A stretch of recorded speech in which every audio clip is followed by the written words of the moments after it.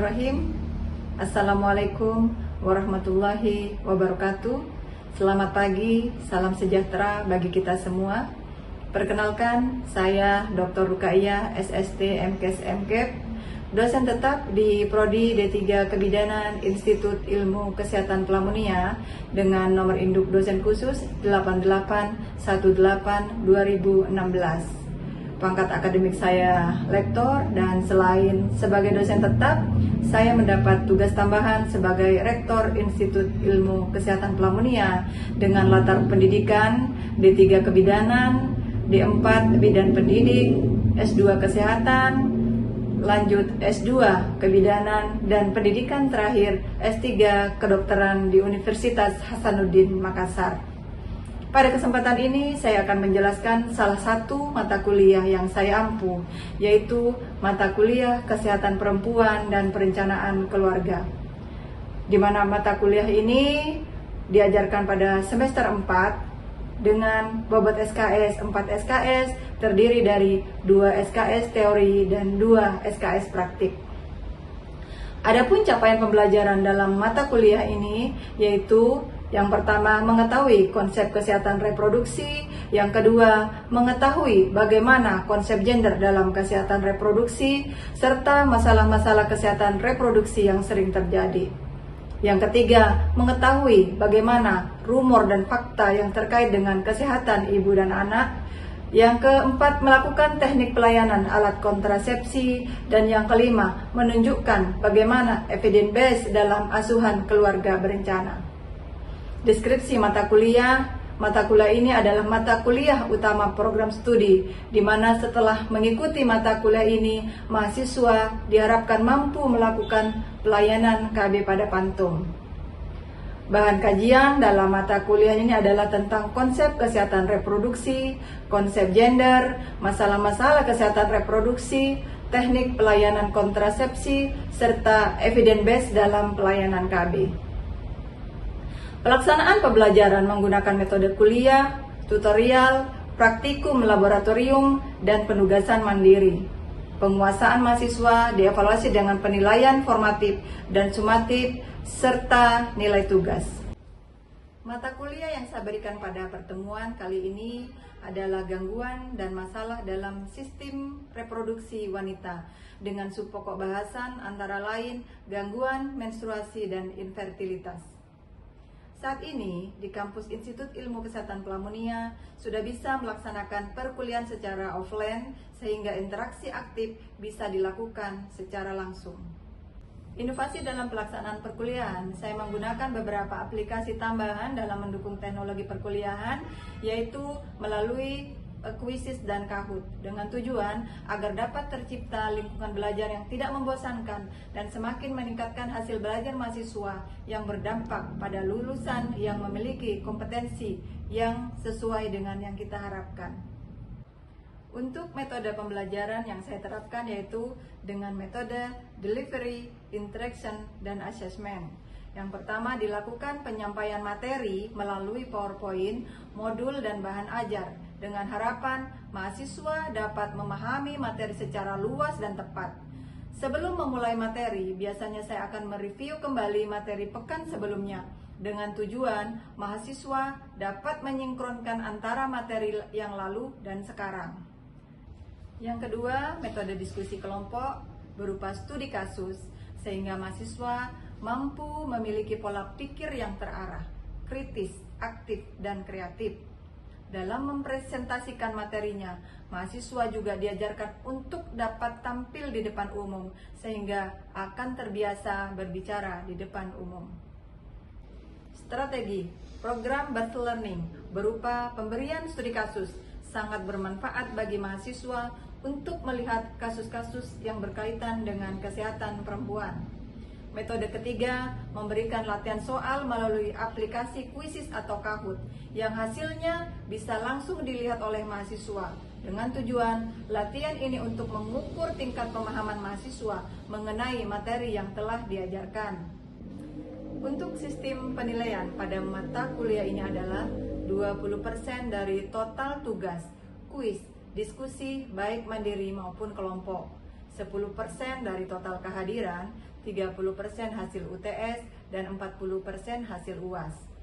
Hasil evaluasi nilai tersebut saya informasikan secara transparan, baik melalui WhatsApp grup maupun siakat institusi, sehingga mahasiswa akan segera tahu di poin mana nilainya kurang, sehingga dapat memperbaiki kekurangan di poin tersebut. Pelaksanaan remedial atau perbaikan nilai dilaksanakan sesuai dengan kalender akademik. Berikut saya akan menunjukkan video proses pembelajaran dalam rangka seleksi Serdos PDD UKT-PT, di mana saya melakukan proses belajar mengajar dengan metode delivery, interaction, dan assessment. Selamat menyaksikan.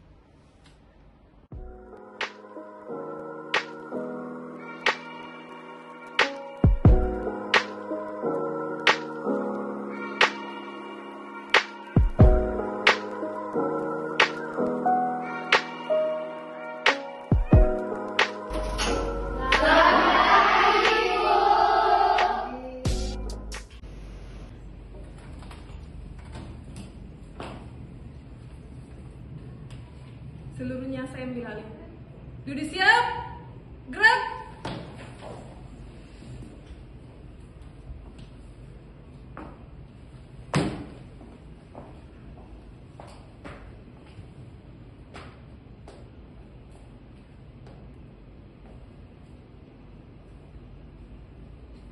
Lapor, Prodi D3 Kebidanan, kelas 2D, jumlah 46. Hadir, lengkap, laporan selesai. Istirahatkan. Siap, istirahatkan.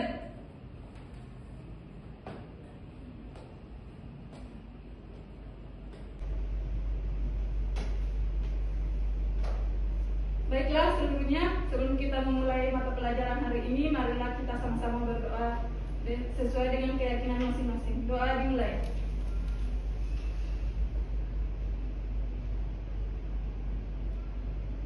Selesai. Seluruhnya istirahat di tempat. Gerak. Selamat pagi, Bu. Selamat pagi. Warahmatullahi wabarakatuh. Waalaikumsalam warahmatullahi wabarakatuh. Selamat pagi, salam sejahtera bagi kita semua.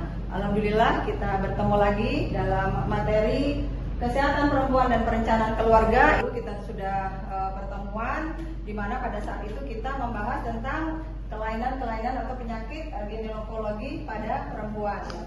Sebelum Ibu melangkah ke materi hari ini, ya kita review dulu materi yang kemarin. Ya, apakah materi yang kemarin masih dipahami oleh adik-adik sekalian? Karena waktu mengajar kemarin Ibu sudah sampaikan, tolong dibaca-baca. Jadi sekarang kita review untuk materi yang minggu lalu, ya. Kita akan menggunakan aplikasi Kahoot ya untuk mereview materi yang minggu kemarin.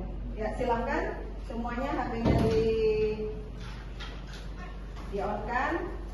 Semuanya nanti login ke kahoot.it.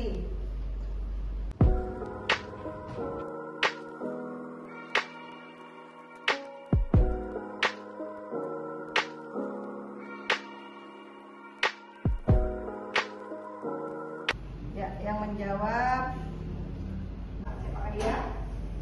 201 Rina. 202 Dwi Putri.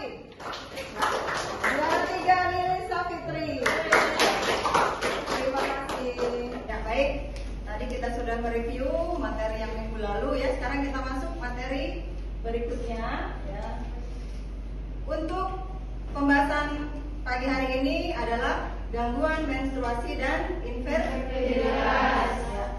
Subpokok bahasanya ada untuk gangguan menstruasi ada macam-macam pengertian dan penanganannya, dan untuk infertilitas ada pengertian infertilitas, tanda-tanda infertilitas, pemeriksaan serta penata laksanaan. Ya.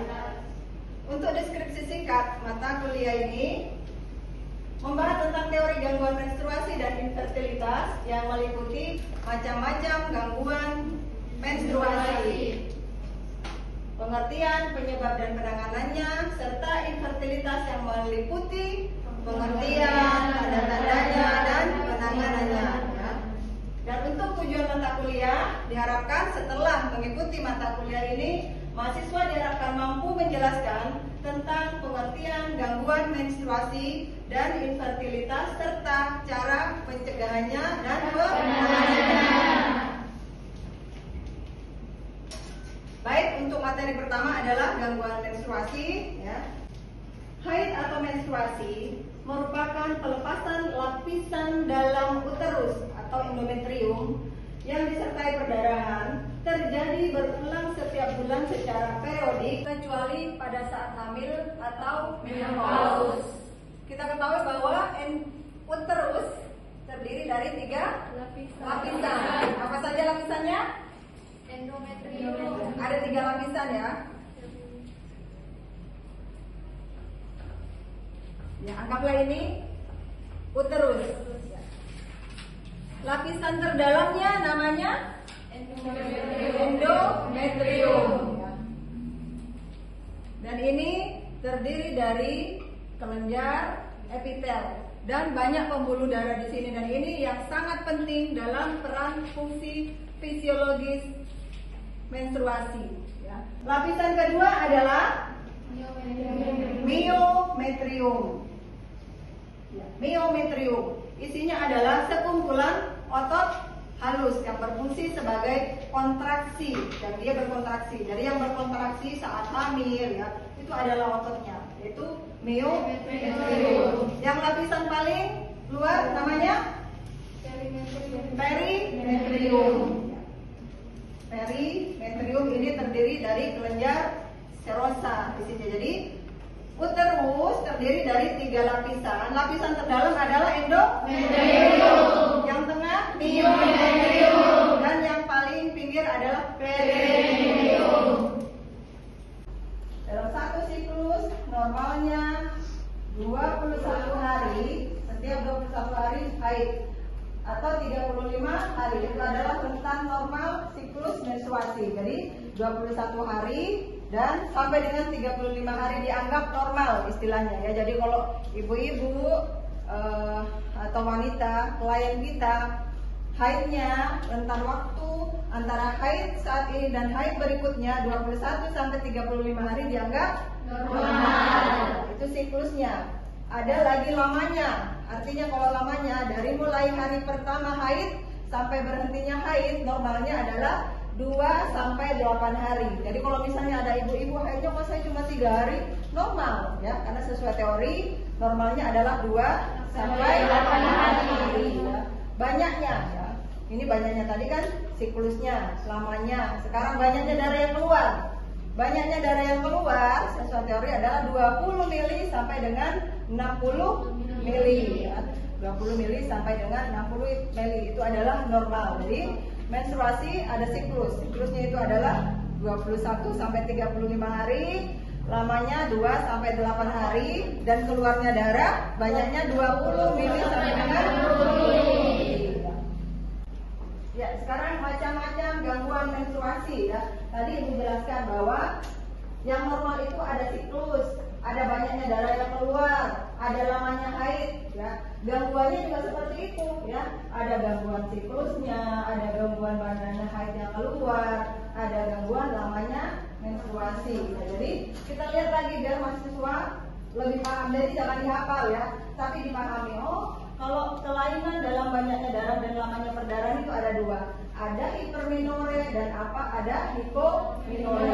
Sekarang kita bahas satu persatu kelainan dalam banyaknya darah dan lamanya perdarahan pada haid. Ya. Yang pertama adalah hiperminore. Hiper. Kalau tensi kan ada hipertensi berarti tinggi. Jadi kalau hiperminore adalah keluarnya perdarahan pada saat menstruasi yang lebih banyak ya. Lebih banyak dari normal dan lebih lama dari normal. Kalau banyaknya tadi 20 sampai 60 mili. Ini banyaknya lebih dari 60 mili ya. Dan lamanya tadi 2 sampai 8 hari. Jadi kalau di sini kalau hiperminore berarti lebih lebih dari 8 hari menstruasinya, dan biasanya disebabkan oleh mio.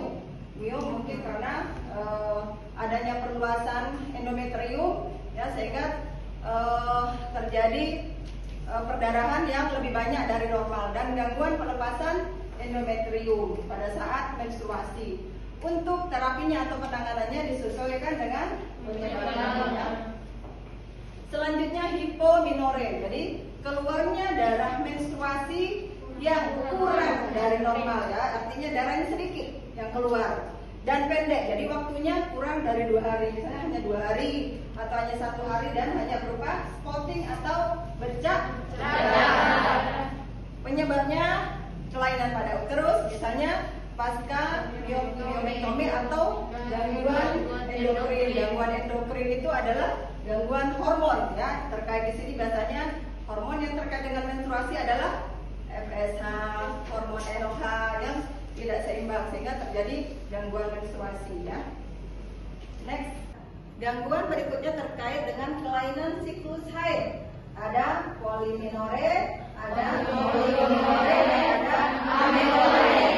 Poliminore adalah pengeluaran darah menstruasi yang siklus pendek atau kurang dari 21 hari. Kalau misalnya di klien kita di masyarakat umum biasanya mau haid sebulan 2 kali, misalnya begitu, itu termasuk poliminore. Jadi teori yang normalnya adalah antara 21 hari sampai 35 hari. Dan kalau poliminore kurang dari 21 hari sudah haid lagi, kurang bisa 15 hari haid lagi, 15 hari haid lagi. Itu disebut dengan poliminore. Jadi haidnya sering gitu, jadi poli itu sering haidnya. Ada lagi kelainan perdarahan di luar haid atau disebut dengan metrorragia, di mana perdarahan terjadi dalam masa antara 2 haid. Jadi dia misalnya siklusnya yang normal biasanya 21 hari, dia di antara tengah-tengah menstruasi itu ada pengeluaran darah di luar menstruasi, di rentan antara menstruasi pertama atau ke bulan berikutnya ya, ada perdarahan, itu namanya metrorragia. Penyebabnya biasanya adalah kelainan hormon ya, atau sebab-sebab organik, misalnya ibu yang memiliki infeksi saluran reproduksi bisa jadi penyebabnya. Terapinya biasanya untuk remaja adalah terapi hormon sesuai dengan indikasi hormon apa yang kurang ya.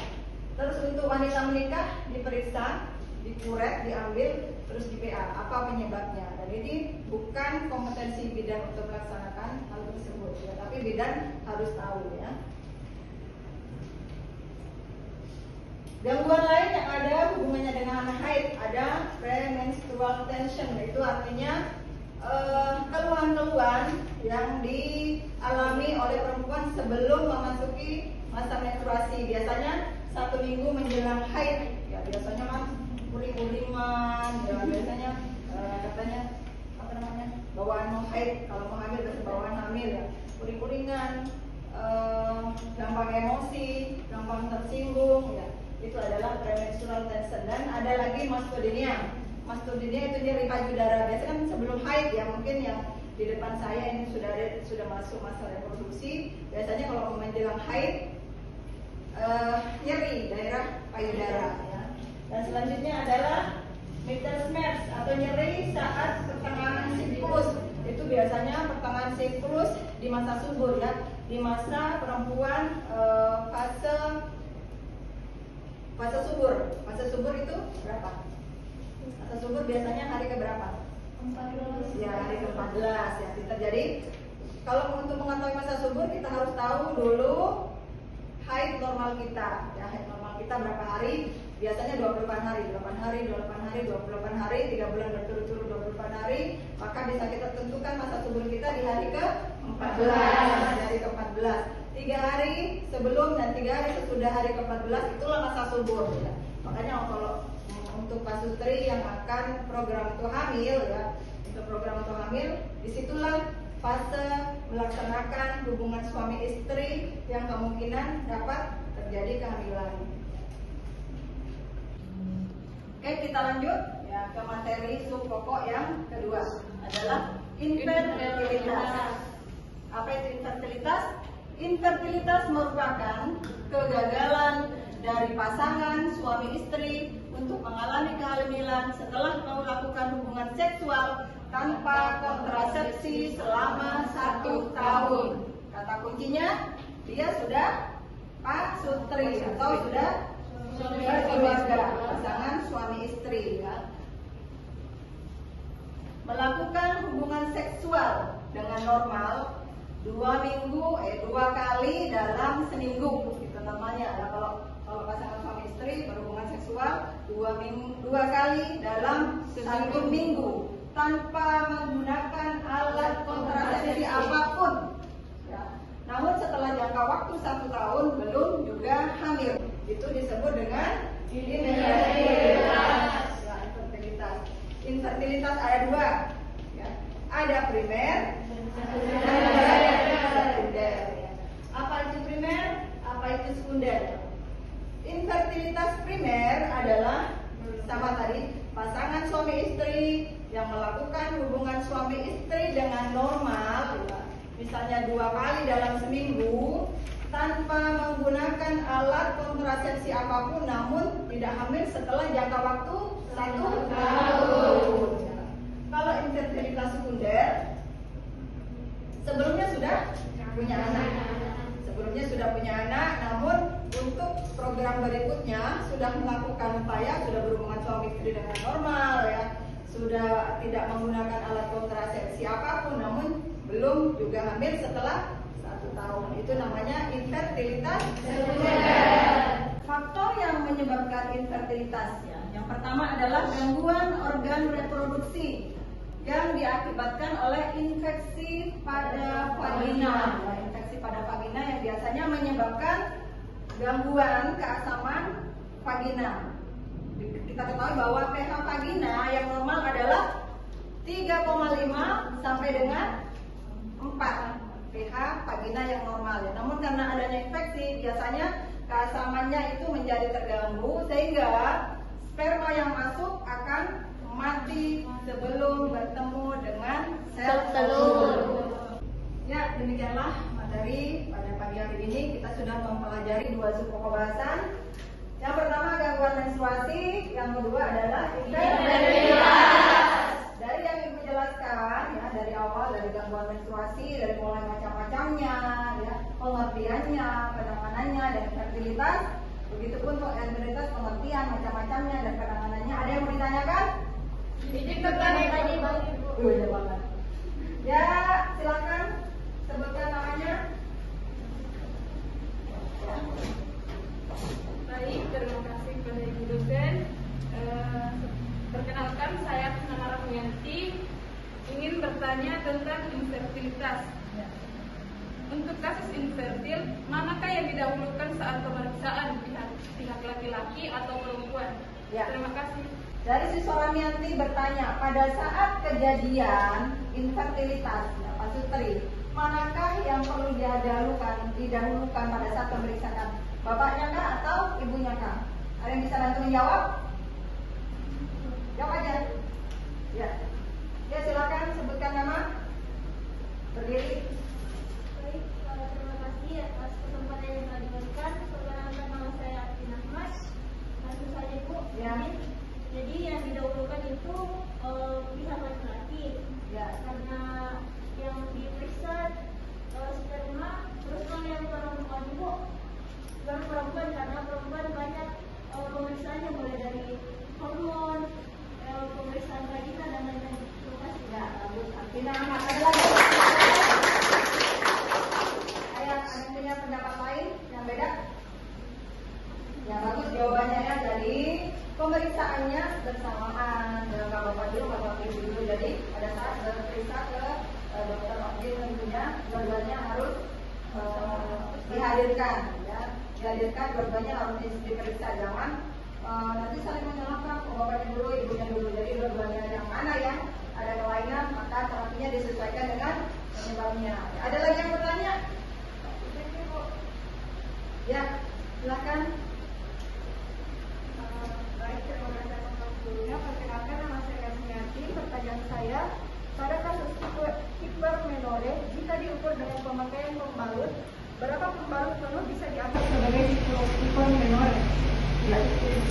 Ya baik, ada pertanyaan dari teman kalian.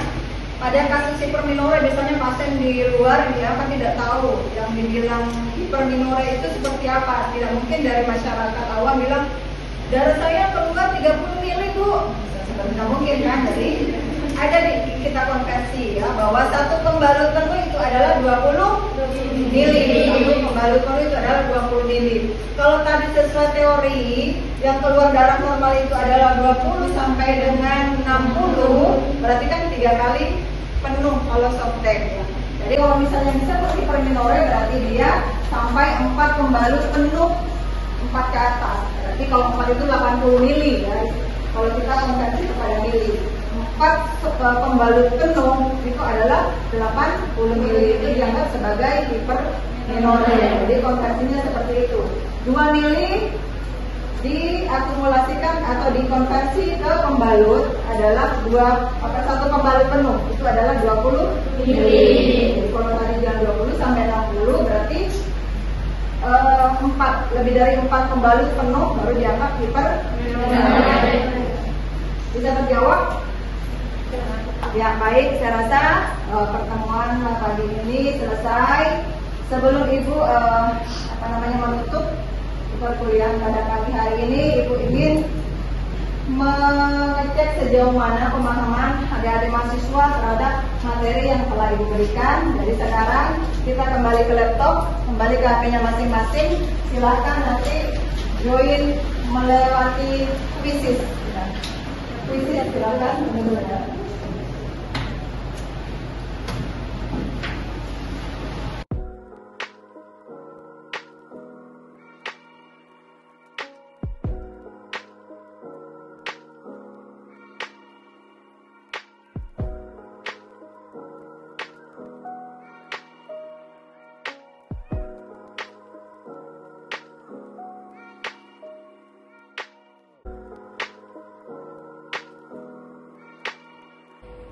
Kita lihat siapakah sang juara pada pagi hari ini.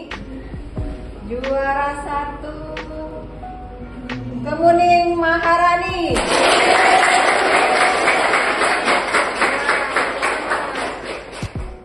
Juara 2 Siska Pika. Juara 3 Afrina Ahmad. Untuk materi hari ini kita sudah selesai. Terima kasih atas atensi dan semangatnya adik-adik semua. Reviewnya sudah bagus ya. Nanti kita ketemu lagi di minggu depan dipelajari. Nanti minggu depan materinya adalah permasalahan tentang kesehatan reproduksi. Namun itu materi yang sekarang dipelajari kembali untuk minggu depan Ibu review kembali ya sebelum memasuki materi berikutnya ya. Terima kasih atas perhatiannya. Wabillahi taufik wal hidayah. Wassalamualaikum warahmatullahi wabarakatuh dan selamat pagi. Waalaikumsalam warahmatullahi wabarakatuh. Presiden laporan.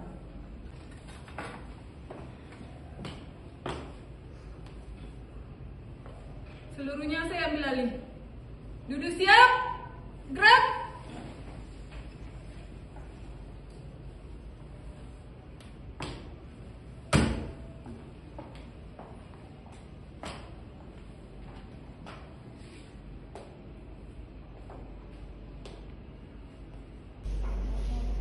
Pembelajaran telah selesai. Laporan selesai. Lanjutkan kegiatan berikutnya, kerjakan. Siap, kerjakan.